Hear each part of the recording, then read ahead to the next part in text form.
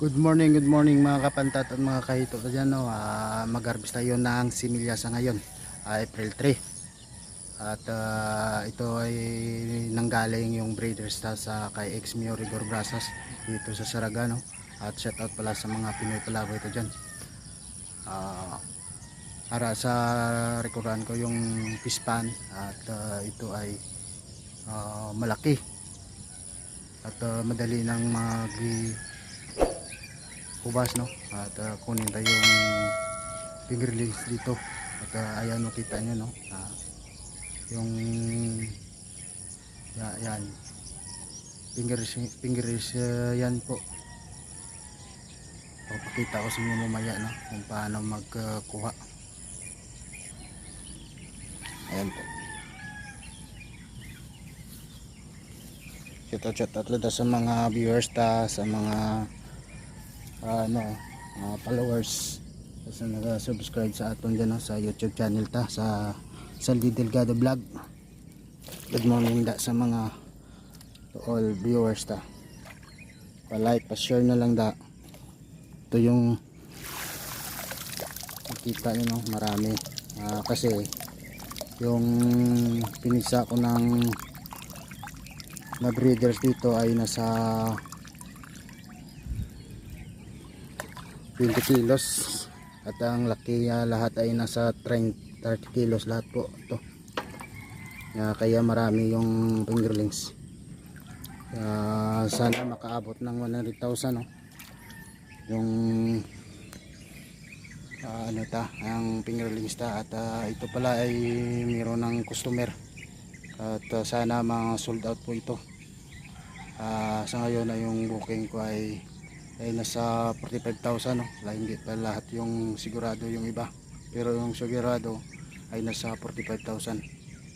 Shoutout pala sa mga kapantat at mga kahito dyan, sa mga hatchery dito sa amin sa Saragano.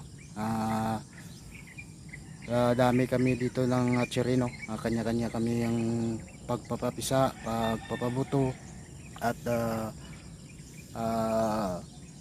sa mga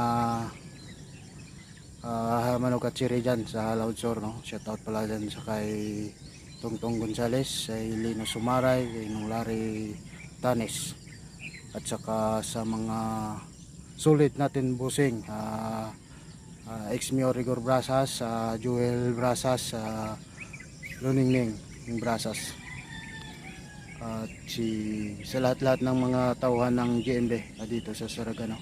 Shoutout sa lahat ng mga viewers sa mga followers lahat. Paki-share na lang, like and share, comment, and sa aton mga solid ng mga subscribers sa YouTube channel no. Abangan nyo naman at sa ngayon lang ako naka-upload dahil minsan ay nakakalito yung mga vlog natin. Hindi natin buwan-buwan na maka-upload tayo, no. Kaya shoutout pala sa may Sir Julio sa Dumangas, no, sa may Kayos. Shoutout pala sa ating mga solid customer at saka solid kapantat at kahito dyan. Kay Sir Julio, magaling siya at marami yung pantat niya ngayon. Nakagrow naman siya ng 40,000 at saka naka-harvest naman ng malaki. At yung 60,000 ay tiba-tiba yun, naka 1.3 o 1.5 yung napiraya at nakaginansya na ng kalahati sa 1.3. So lahat din sa mga Tagaililo, Saraganhon, sa mga mga vendors yan sa Saraga, shoutout pala sa lahat ng mga vendors sa Uwa, Pantatan. Sa ginakunan ko ng PG lang yung ginagamit ko dito, no, sa pag-inject. At kaya depende naman sa paggamit, kung magaling ka rin na mag-alaga. At sa pagpreparar ng pispan, dapat ay naka-dry at saka naka-prepare na 1 month. At ito naman yung lagyan ng fry. At maka-harvest tayo ng kahit 17 days lang. Noong una ay nasa 20 to 21 days, sa ngayon ay malaki na yung sa 17 days dito. Kaya at ang piece na ginagamit ko ay tati lang. Tapos siguro naubos ko ngayon ay nasa 5 sakos na tagi 10 kilos. Ayan. Ayan po yung mga fingerlings natin, magaling at masigla. Kung makikita nyo, no, ayan sila. Ayan sila. Masigla yung ayan, marami yung breeders natin, no, kahit isang sandok lang, marami. Ayan po.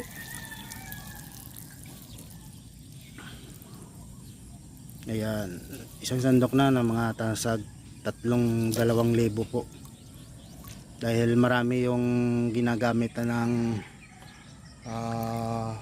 breeders, kaya marami yung ang fingers natin. At saka kay Sir Julio, no,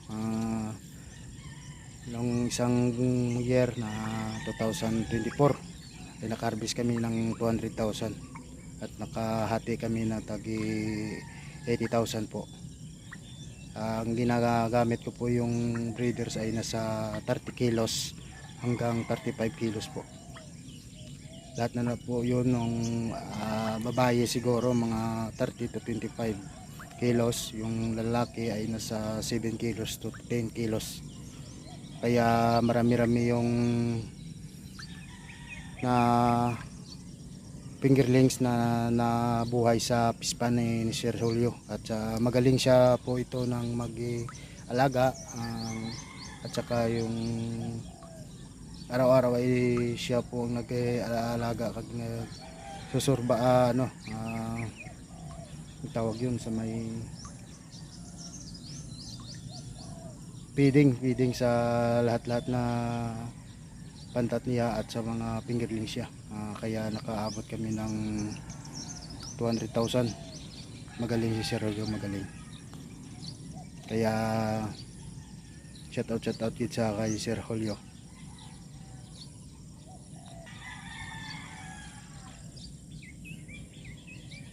Ayan po, makaano din ng liwat ng sandok, no.